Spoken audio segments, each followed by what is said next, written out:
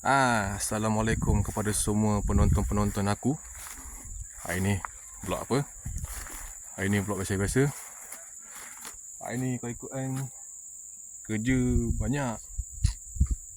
Nak cari kabel yang tertanam tapi tak jumpa-jumpa. Tu kawan aku dia nampak. Nampak? Tengah sibuk cari kabel. Benda dah setahun berlalu. Niat nak cari nak join, tapi tak jumpa-jumpa. Sebab apa? Dulu sini kawasan kes curi. Memang kerap sini kes curi. Memang tak tahu lah sampai sekarang pencuri pun masih tak dapat tangkap lagi. Susah ya kak. Bila melibatkan kes curi ni, tak nak jangka. Sebab tu kalau bila kes curi, trend jadi slow. Tak nak cakap apa lah. Dulu ada security, boleh ronda. Sekarang security pun tak ada. Macam mana kan? Ini lah kerja kami, kerja semboyan. Main dengan panas. Macam aku cakap sebelum ni, video aku sebelum ni, kerja ni memang panas. Jarang main sejuk. Memang panas tu, memang panas. Tengok kawan aku masih mencari lagi. Bukan senang nak cari rumput-rumput tebal ni. Susah. Memang susah. Benda dah setahun berlalu. Kalau nak ingat pun memang memang takkan jumpa lah. Memang takkan jumpa. Tengoklah macam mana planning. Kadang-kadang nampak arahan pun arahmu tak betul. Dan jadi bawah, kita kan jadi bawah. Kuli-kuli, bawah jadi mangsa. Kuli-kuli semua ni. Nampak? Punyalah fed up. Yelah, arahan tak betul. Cari sisi lah, buang tenaga, penat.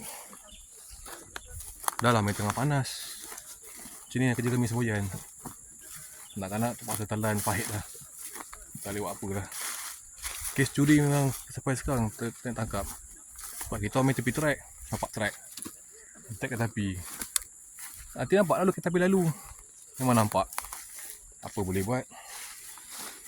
Cari rezeki kan. Sabar lah. Kita semboyan melibatkan kabel-kabel elektronik. Masih mencari lagi. Masih mencari. Tak jumpa-jumpa. Setahun mana ingat. Memang tak ingat dah. Dah setahun lalu. Itulah. Okey geng. Setakat ni saja vlog aku untuk hari ni. Ni vlog random lah. Vlog random. Aku tak boleh rekod banyak-banyak. Nanti memori penuh. For Android kan biasalah.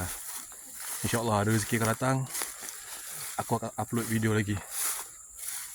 Aku harap korang terhibur lah. Minta maaf kalau boring apa. Minta maaf. Ni aku boleh cakap pasal train lah ni, train. Tak. Train.